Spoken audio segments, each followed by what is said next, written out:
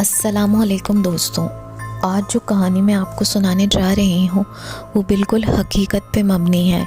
इस कहानी की ख़ुद मैं आंखों देखी आप कह लें कि ये मेरे साथ पेश आई तो ये एक ऐसी बात हो जाएगी कि शायद फ़र्ज़ी है, लेकिन ये बिल्कुल सच कहानी है। कहानी के किरदारों को मैं अलग अलग नामों से आपके सामने पेश कर दूँगी, मगर ये हकीकी ज़िंदगी का किरदार है।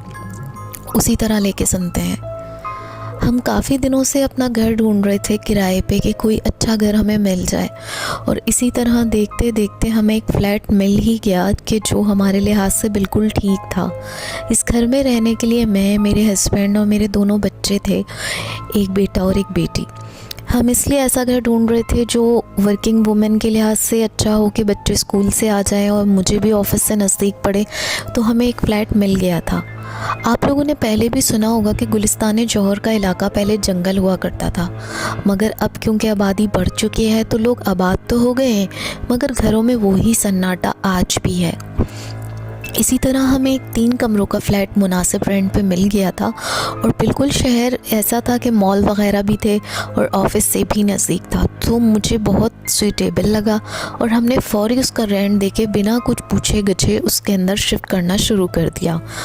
उसके बाद जब हम शिफ्ट हो गए तो उस रात बड़ी खुशी थी कि हमें एक घर मिल गया जो ऑफ़िस से नज़दीक है, बच्चों के स्कूल से नज़दीक है, और आराम से हम लोग सब सो गए। मेरे हस्बैंड क्योंकि नाइट ड्यूटी करते थे तो जिस दिन घर शिफ्ट हुआ तो उस दिन नाइट ड्यूटी नहीं थी, लेकिन इत्तेफाक उन्हें सुबह 6 बजे जाना था, तो वो उस दिन सुबह जाते वक्त कह गए कि डोर लॉक कर लेना। पहला दिन था फ्लैट का और मुझे अच्छा भी लग रहा था, मुतमईन थी कि चलो अच्छा फ़्लैट मिल गया है हमें तो कोई डर नहीं होगा।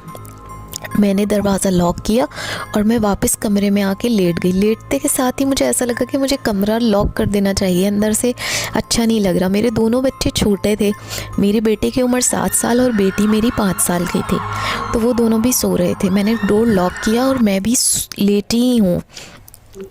आप यकीन नहीं करेंगे कि जिस वक्त मैं लेटी हूँ तो ना तो मुझे नींद आई थी और ना तो वो हुनूदगी का आलम था। जो भी कुछ हो रहा था फ्लैट में वो मुझे पता था।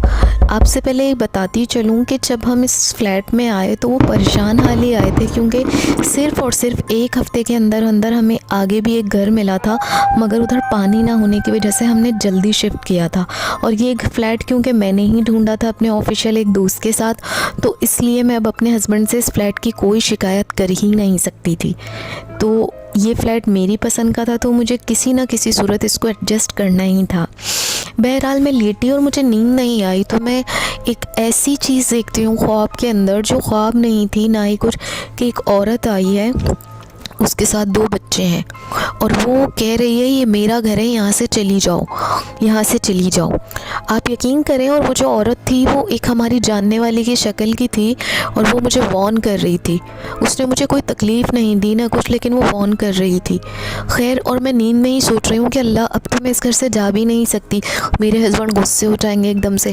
खैर, मैंने नींद से आँख खोल के ये ख्वाब उन्हें नहीं बताया और बिल्कुल बेध्यानी में उठ के बैठी, तो मैं नींद में भी नहीं थी। खैर, आई गई बात हो गई और मैं फिर से फ़्लैट की खुशी में खुश हो गई और इस फ्लैट को सजाने लग गई। बहुत प्यार से मैंने इस फ्लैट को सजाया, सब कुछ किया, लेकिन फिर भी मुझे एक सूनापन इस फ्लैट में लगता। अक्सर गैलरी में मैंने पौधों से सजाया और खूब वीडियो बनाती और इसे सजा के रखती, और हम फ्लैट में रहने लगे। सब कुछ ठीक चल रहा था। हमें शिफ्ट हुए 1-2 महीने हो चुके थे और बस ऐसा लग रहा था कि बस जैसे कोई सन्नाटा है या कुछ बात है, लेकिन वो ओपनली नहीं होती थी। अचानक 2 महीने के बाद एक रात मैं और मेरे बच्चे लेटे हुए थे और हम बातें कर रहे थे कि मेरा बेटा मुझसे लिपट गया, मम्मा मम्मा करके। मैं समझी शायद वो मजाक कर रहा है या शायद सो रहा है, लेकिन उसने मुझे नहीं बताया। अगले दिन उसने मुझे बताया कि मम्मा, मैं आपकी चादर में यूँ छुपा था कि सामने ना एक वाइट कपड़ों में औरत बाल गिराए चल रही थी। मैं उसको एक किरदार समझी मुखिस, कि ये शायद वो एनिमेशन चीज़ें देखता है तो शायद इस वजह से होगी या कुछ।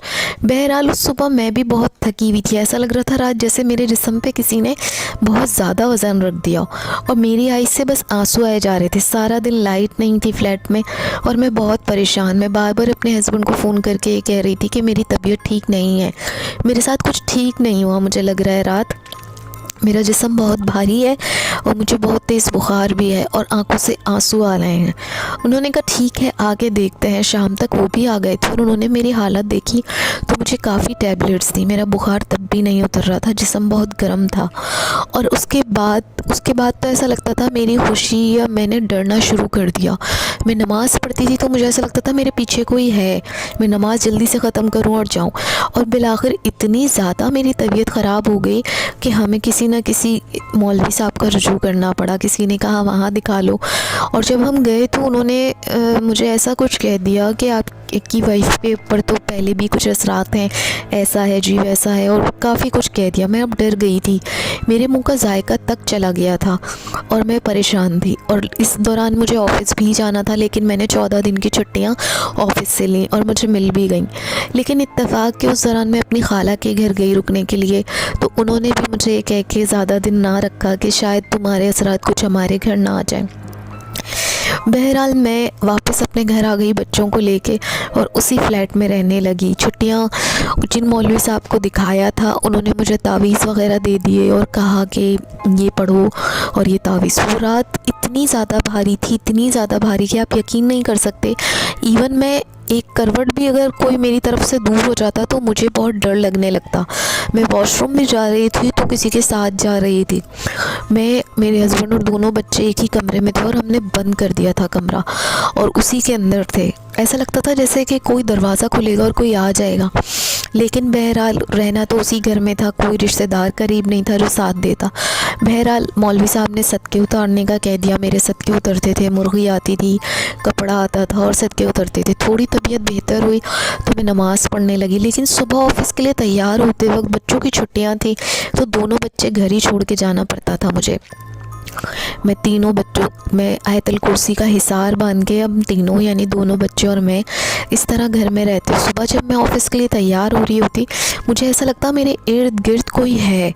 मैं बहुत जल्दी तैयार होती और ऑफ़िस पहुंच जाती। इस बीच मैंने अपने एक दोस्त ऑफ़िस के उसको बोला कि वो सुबह आ जाया करे, वो बैठ जाएगा तो मैं ऑफ़िस के लिए तैयार ईज़िली हो सकूँगी। बच्चे भी सो रहे होते हैं, मुझे डर लगता है। मगर इत्तेफाक के उस दोस्त ने आने से मना कर दिया। वो दोस्त हमारे घर का करीबी था, वो अक्सर आया करता था और वो उस दिन नहीं आया तो मुझे बहुत बुरा लगा। मैं बहुत रोई, ऑफ़िस जाके भी रोई, वो दूर ही बैठा रहा।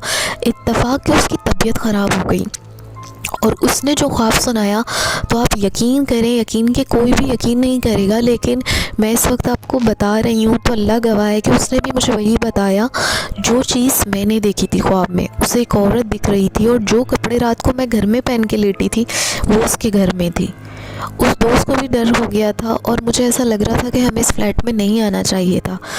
खैर फिर मैंने डरते डरते अपने हस्बैंड से ज़िक्र किया कि इस फ्लैट में ज़रूर कुछ है, शायद हम किसी के घर आ गए हैं, हमें यहाँ से जाना चाहिए, मेरी गलती हो गई। खैर मेरे हस्बैंड ने ऑनर को बुलाया और ऑनर से बात की। शायद ऑनर कुछ जानते थे तो वो कहने लगे ऐसी तो कोई बात नहीं है, आप किसी से बुला के चेक करवा लें और ऐसा है तो वैसा, ये फ्लैट बहुत अच्छा है ये वो, और वो कह के चले गए। लेकिन मुझे ऐसा लगता था कि जाने अनजाने में कुछ हमसे गलती हो गई हो। देखिए जिसका घर होता है पहले उसी का हक होता है, लेकिन मेरी तो मजबूरी थी ना, और मैं तो आई मजबूरी में थी, या कह लीजिए अल्लाह की मर्ज़ी थी। बहरहाल मैं बहुत डर चुकी थी। मैं कभी अक्सर किचन में काम कर रही होती तो मेरा कैचर से ऐसा लगता कोई बाल खोल रहा है। अक्सर मुझे बच्चे सुबह में बताते कि मम्मा इस कमरे में कोई फिर रहा था हथौड़ा लिए हुए। अच्छा इत्तेफाक आप ये भी देखिए कि मेरे बच्चों को कोई नुकसान नहीं हुआ था अल्लाह के करम से। हो सकता है कि कोई चीज़ मेरे बच्चों का पहरा ही दे रही थी। मेरे बच्चे कभी ज़्यादा डरे नहीं, ना उनको कुछ महसूस हुआ, ना बीमार हुए, बस वो चीज़ पहरा दे रही थी। उसके बाद मैं घर आ गई और मैं बहुत परेशान हो गई कि अब मुझे क्या करना चाहिए। मैं आपको एक बात ये भी बता दूं कि मुझे जिधर से हम आए थे उन्होंने घर में अगरबत्ती और एक तावीज़ जलाने को दिए थे। मैंने सोचा कि मैं किसी को क्यों कर परेशान करूं अगरबत्ती और ये तावीज़ जला के, तो मैंने वो बहुत कम जलाई और फिर छोड़ ही दी उसको। उसके बाद मैं उसी फ्लैट में रहती रही। तो एक दफ़ा हम शाम के टाइम में मेरे हस्बैंड ने फ़ोन किया कि ऐसा है कि मेरी वालदा की तबीयत ख़राब है तो तुम बच्चों को लेके मलीर पहुंच जाओ, मैं वहीं आ जाऊंगा। तो मैंने यही किया। दोनों बच्चे फ़्लैट में नीचे खेलने चले गए थे और मैं ऊपर जल्दी से अबाया पहन के तैयार हो रही थी। अब थोड़ी हिम्मत अल्लाह पाक ने मुझे दे दी थी कि मैं जो थी कि वो पढ़ती रहती थी आयतल कुर्सी या कुछ, और तैयार हो गई थी और बस निकलना चाह रही थी। तो जो मेरी आँखों ने देखा वो मैं आपको बता नहीं सकती। उस कमरे में स्टोर भी था जिसमें मैं तैयार होती थी और देखती थी। मैंने वहाँ देखा कि बिल्ली से बड़ा शेर टाइप कोई चीज़ कारपेट पे बैठी हुई है और फिर वो एकदम से उठी और वो जा कर के स्टोर में चली गई। मेरे अभी भी रोंगटे खड़े हो रहे हैं बताते। मैंने अपनी आंखों से देखा और मैंने कहा या अल्लाह, ये मैंने क्या देख लिया आज। और मैंने सब कुछ अल्लाह पे सौंपा और बच्चों को नीचे लिया और वहाँ चली गई। सारे रास्ते मैं पढ़ती रही। बाद में मैं हस्बैंड को कुछ बताती, लेकिन मैं खामोशी थी कि नहीं ज़िक्र करना चाहिए। लेकिन मैंने पक्का फ़ैसला कर लिया था, अब मैं इस फ्लैट में नहीं रहूँगी। घर वहाँ से आई तो मेरे हस्बैंड खड़े हुए थे और वो वॉशरूम जा रहे थे, लेकिन वो ना अजीब बातें मुझे करते। तुम अजीब जिनों से डरती हो, नहीं तो लेके ज़बरदस्ती कुछ है वे होता नहीं, और बस फजूल कह दिया कि घर ढूंढो। वो वॉशरूम में अभी नलके पर ही चढ़े थे तो उन्हें किसी ने इतनी ज़ोर से धक्का दिया कि वो गिरे तो गिरे और वॉशरूम के टाइल तक टूट गए। और शायद वो ये बात समझ चुके थे कि किसी को ये बात बुरी लगी है। उस रात मुझे भी बहुत दुख हुआ था, लेकिन बहरहाल अब वो भी समझ चुके थे और हमने फ़ैसला किया कि हम घर चेंज कर देंगे। अच्छा, मैं आपको ये भी बता दूं कि जिस दोस्त का मैंने ज़िक्र किया उसने भी देखा, और मेरी एक सिस्टर मेरे घर आई हुई थी रहने के लिए सिर्फ सुबह के टाइम। उसकी तबीयत ख़राब हो गई थी ऑफ़िस में, तो वो भी लाउंज में लेट के सो गई थी कि जब मैं ऑफ़िस से आऊँगी 3 बजे तो वो चली जाएगी। लेकिन जिस वक्त वो लाउंज में लेटी तो उसको भी वही औरत और 2 बच्चे दिखे। मैंने अपनी बहन को भी ये ख्वाब नहीं सुनाया था, लेकिन उसने मुझे भी यही कहा कि आशी चेंज कर दो। और फिर अल्लाह की करनी ऐसी हुई कि अल्लाह ने हिम्मत दी। मैंने बावाज़े बुलंद उस फ्लैट में कहा कि अगर मेरे आने से कोई डिस्टर्ब हो गया है तो मैं चली जाऊंगी। देखिए, मैं तो मजबूरी में आई थी। आप अल्लाह से दुआ करें कि अल्लाह मुझे अपना घर दे दे और मैं चली जाऊँ। और आप यकीन करेंगे, उसके बाद अल्लाह ने, मेरी अम्मी ने एक फ़्लैट ख़रीदा था जिसको पहले मैंने रहने से मना कर दिया था। हम लोग उस घर में आ गए और माशाल्लाह माशाल्लाह आज 3 साल हो गए और हम लोग बहुत ठीक ठाक रह रहे हैं इस घर में। हमें बहुत सारी खुशियाँ मिली और तब मैंने जाना कि अपना घर अपना ही होता है। शायद वो वहाँ किसी का था और मेरा आना वहाँ ठीक नहीं था, इसलिए ये सारे सिम्टम मेरे साथ हुए। तो मैं आप लोगों से सबसे यही कहूँगी कि जब भी आप कभी नए घर में शिफ्ट हों या कोई रेंट का हो तो पहले बावाज़े बुलंद किसी को अपनी मजबूरी बता दें, या अगर आपके साथ ऐसे साइन हों तो लिहाजा आप फ़ौरन घर बदल लें। जिस तरह हर इंसान अलग अलग नेचर्स का होता है, इसी तरह अल्लाह की हर तख्लीक भी हर नेचर की अलग अलग होती है।